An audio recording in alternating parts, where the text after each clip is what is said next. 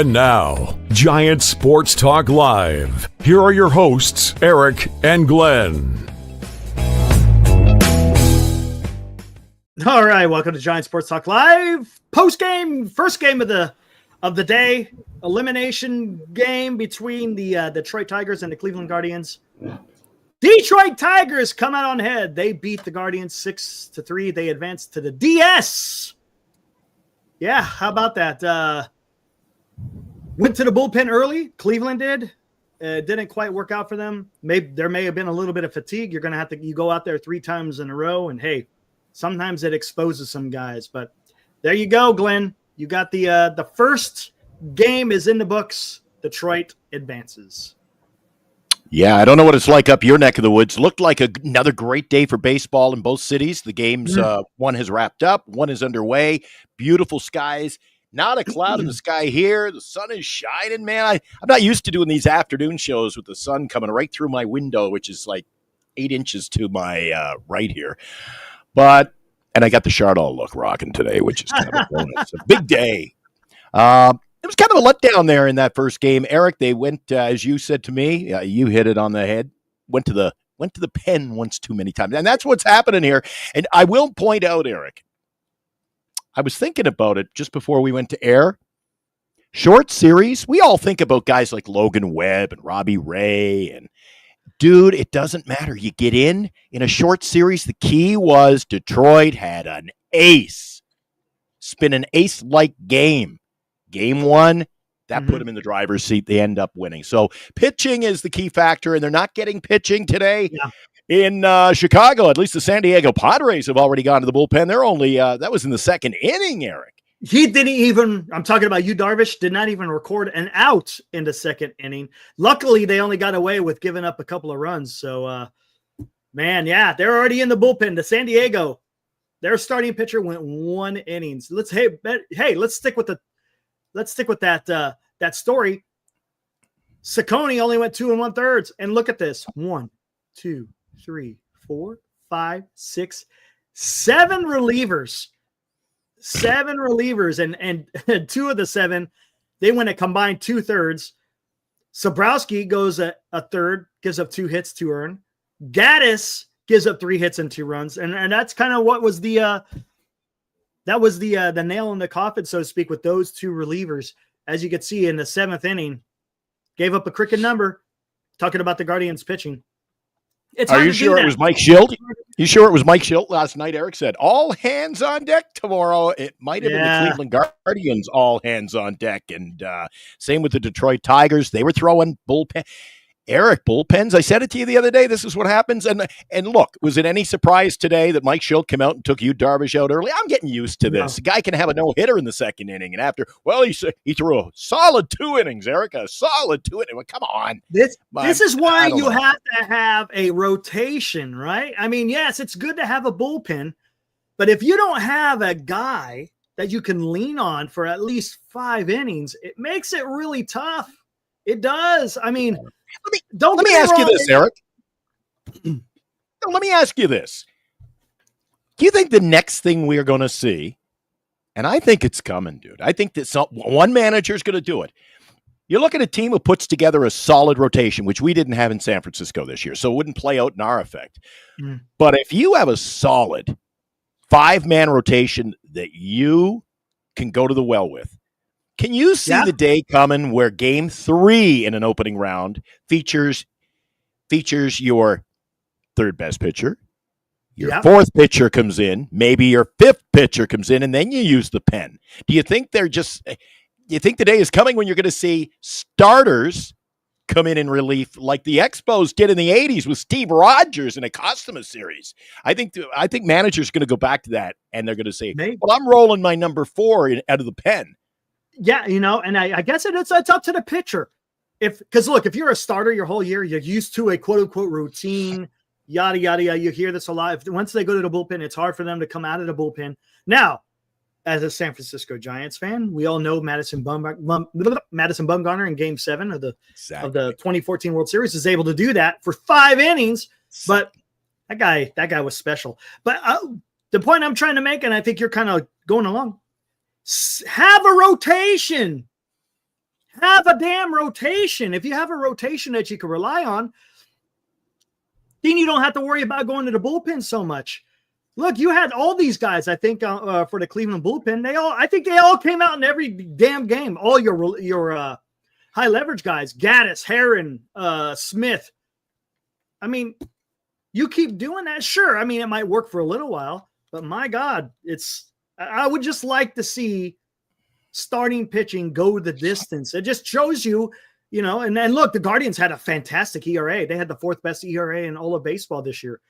But when it came time to get it done in the playoffs, it fell by the wayside. Again, you only got so many games, and I can understand why Stephen Vogt decided to get Ciccone out of there. It's you lose, you go home, and he relied on his bullpen, and unfortunately, the bullpen. And look, and I'm not blaming Steve Vogt. You can only work with what you got. If the guys are tired, you got to go to somebody. Right so. On. In the chat, Eric, let me bring this up. Philip, I think he's talking about bullpens. It's not abnormal to see these guys coming in and using the pen, especially in a 3 in an elimination game. But what is, on the flip side of that comment, what is abnormal, Eric, is when you've got arguably your 3rd best pitcher in your rotation going in a must-win game, and he can't get out of the 2nd inning. I find that very abnormal, Eric. Well, let's talk about it, Philip. Let's talk about that. Madison Bumgarner, that was abnormal. Why? Because what was the Giants rotation looking like towards the end of the 2014 season?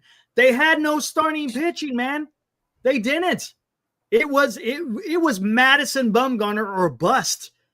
Mm-hmm. Tim Hudson down the stretch started falling by the wayside. We saw it in the playoffs, and we saw it in Game 7 of the World Series. He only went 2 innings. Did he even go? Yeah, I think he went 2 innings, went up for the 3rd, and wasn't able to get it done. You got to have guys. Look, if you want to just go with Giants in 2010 and 2014, your pitchers went the distance. Tim Lincecum, Ryan Vogelsong, Matt Cain, Madison Bumgarner, they went the distance. You go 6 innings, and look, you're in a good damn position. For me, as a baseball fan, I want to see 2 guys, mano a mano, right? The starting pitchers, they're going at it. Monday's game. Best man wins, right? Yeah, and we saw that with the first game of the Guardians and the Tigers. Evan Williams and Tariq Skubal, fantastic. Red Sox Yankees, Max Fried and Crochet, fantastic. Those guys went the distance, man. That's what I love to see in playoff. I want to see some hard-nosed pitching. I'm just not a fan of, all right, here comes another pitcher out of the bullpen. Oh, here comes another fan. Oh, here. At the end of the game, I get it. That makes sense. But not in the 2nd and 3rd inning. Whatever. That's why they call him an ace, Eric. When you are going to look at a pitcher and say he's truly an ace, he's paid, not necessarily for the regular season. He's got to do his job, get his wins. It's playoffs. Game 1, each round, postseason. You're paying him to come out and give you the win, Eric. He's got to perform. And we saw that in Game 1, like I mentioned. And then, you see, do you notice a trend here, Eric? The unders playing heavy on Monday. A little more in the run production on, or I call it Tuesday, the opening day. Tuesday. Yeah. Wednesday, yesterday, a few more runs. Today, 9 runs put up on the board in that game. You see what's happening? You're getting away from your ace pitcher. And I think once you can do that, get into somebody's bullpen in the postseason, Eric, it can pay dividends. It can because you keep going there. They're not gonna be the same. I'm sorry, they're just not, because bullpen arms are used to not every single day. They'll come. Sometimes they'll go back to back, but you start going out there for 3-4 games straight, you're gonna have a problem. And you can't argue with that statement that I've just made, Eric, because it was a heated topic of conversation last night. Everyone is of the belief, what happens if you get the later we go in the postseason, Eric? And I don't even have to look very far. Next round. What happens when you get to the Dodger bullpen, Eric? There you go. The game's wide open. You get to the Dodger bullpen and it's wide open. And here's another thing you got to look at. Yes. Here's another thing you got to look at, especially when you start getting into the DS and the CS, and then of course the World Series. What is the effectiveness of the bullpen going to be if you keep seeing the same guys over and over and over, right? It's one thing in a regular season, right? You may have a 4-game series and you may see some of the same relievers. But if it's going to a game 7, it's a little bit different. You're seeing the bullpen guys a little bit more. Don't get me wrong. They still could be effective, but you got to be careful in the usage. No, you don't want to quote unquote shoot your shot, so to speak. And then when the time you need him the most, he may not be as effective. Again, it's strategy and it's all in how you want to win the game. And I can't fault managers for going out there and trying to put their team in the best position to win, right? You can't fault them. Yeah. You're trying to piece it together. It's you win or go home. So, Philip, again, I think we've been complaining, all of us collectively, all year. Melvin was too long to go to the bullpen, right? It's an elimination game, and you can't afford to wait. Well, I think there's a different issue at hand here, Eric. Teams like the San Francisco Giants, they had Bob Melvin in a bit of a pickle. I mean, he certainly didn't have the bullpen to work with in the first place, Eric. You think if you're a postseason team, that should not be an issue. There shouldn't be that logistical fear of going down to your pen. Right. By the way, do you know why the bullpen is called the bullpen? Why is it? Let me hear. Because back in the early 1900s, could have been late 1800s, all the cigarette signs, bullpen cigarettes, were always out where the pitchers would warm up to come into a game. Thus, bullpen cigarettes became the bullpen. Hey, well, there you go. Learn something every damn day. I learned that from the baseball. You're right. And look, it works. Or I should say it can work. Not in all situations. You got to have the right guys, and they all got to be ready to go. There's no doubt about it. The Dodgers did win the World Series last year because of their bullpen, because their starting pitching was horrible. It was horrible. But, hey, let's see what happens, man. Let's see how it all pans out. Unfortunately, I picked the Guardians to win today. They did not. But, hey, it's baseball. You never know. I think you were picking with your heart, though. No, I thought they would. Did you really think they would win?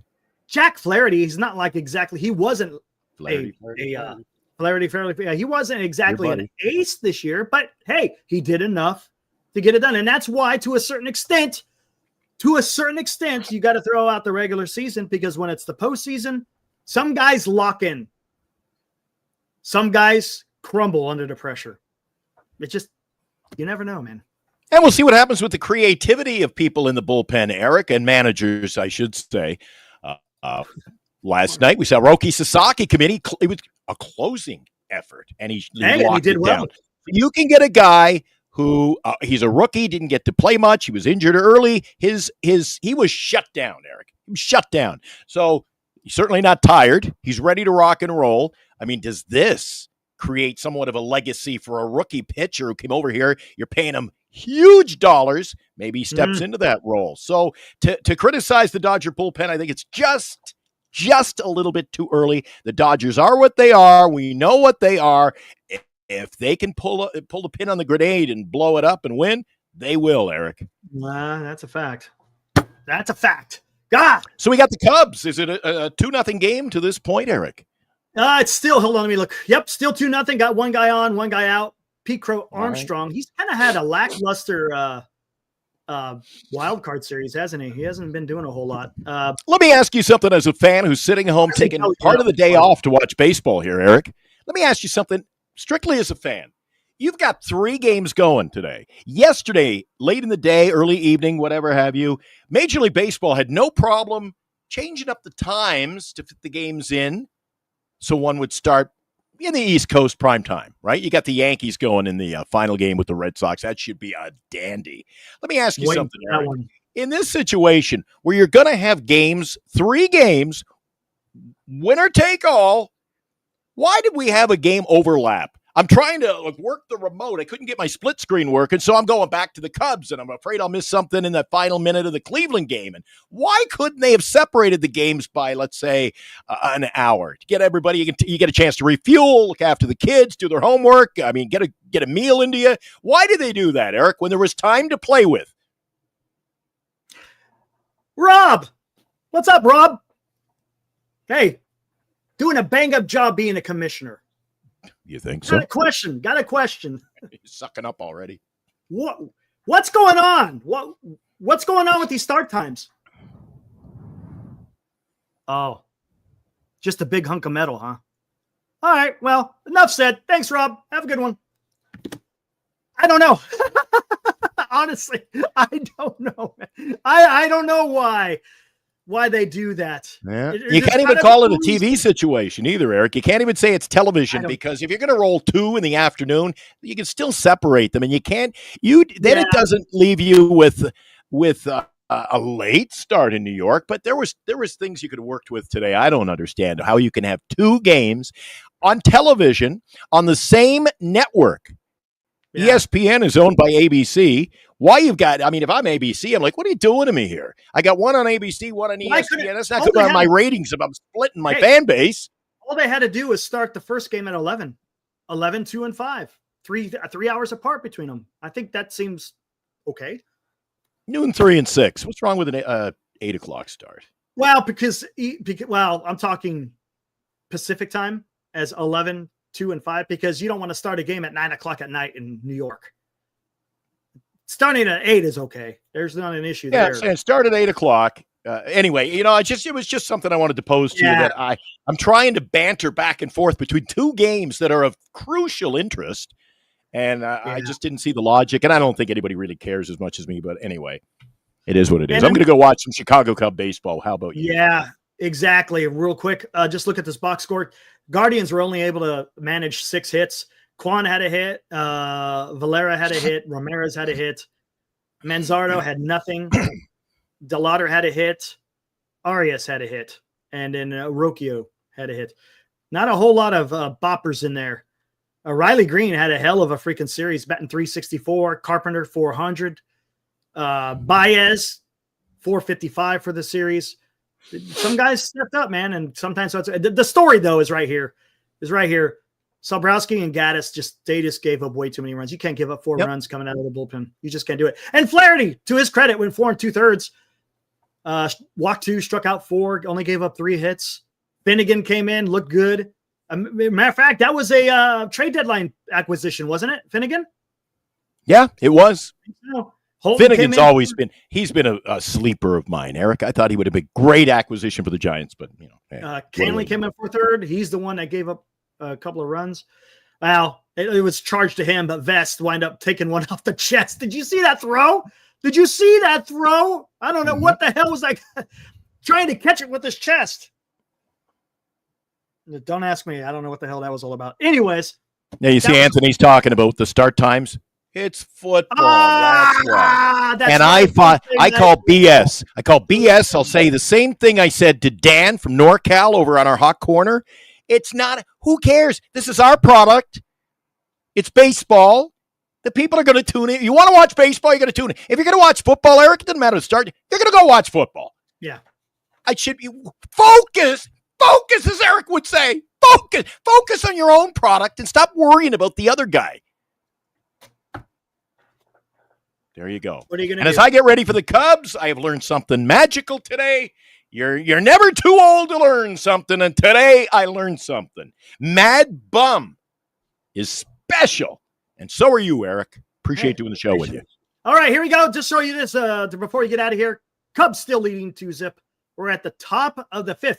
We will be back very shortly to break down this game. Well, not really break down. Talk about it. Why not? It's fun.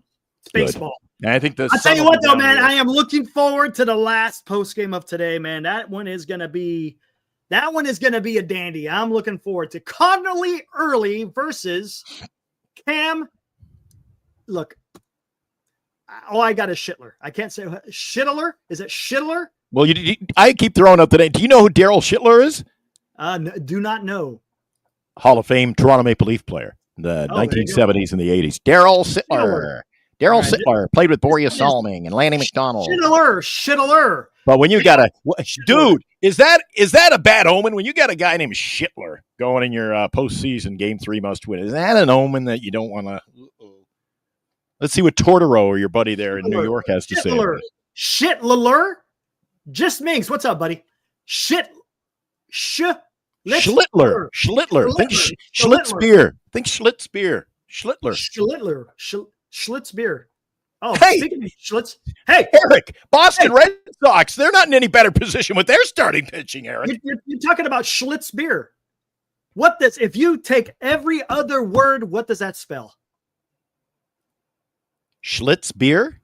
Yeah, if you get Schlitz and you use every other word from the beginning, what does that spell? I gots to go? Shit. There you go. Oh, there you go. I think it was, man, get out of here and go watch some baseball. All right, let's get that. Let's go see what the hell the Cubs do. I'm rooting for the Cubs. Why not? Why not? They're okay. They're okay. Why not? Looking at Before we go, what do you think of the pitching, man? I just mentioned, Eric, the Boston Red Sox aren't in much better position. What do you think of that pitching matchup in a deciding game, Eric? Is that where we've come in baseball? You got a rookie. Now, Cam's not a rookie, but you got this Connolly Early who's only thrown, 3 games? I think this is crazy, man. I mean, hey, they got confidence in him. Hey, you looked at his strikeout totals last. What did you get? Like 19? Come on, Eric. I mean, we're in a deciding game 3, and this is the best you can roll with. I'm sorry, Eric. What has the game become here? And look, and you're telling me a no hitter tonight, though. So I don't know. Yeah, maybe. I'm just saying they don't have a better pitcher for the game 3. I just find that odd that you're going to start a rookie. You're going to start a rookie in an elimination game in New York, of all places. New York. This is why it's such a detriment to our Giants organization, Eric, that we didn't get in. 3-game series. Webb, Ray, Verlander. We had the meat. Like Arby's. We had the meat. We have the meats. That's why I've been saying, but they couldn't get it done, unfortunately. Maybe next year. We'll see what happens. Let's get the hell out of here. Guys, go enjoy the Cubs and Padres. We'll be back right after that. Woo!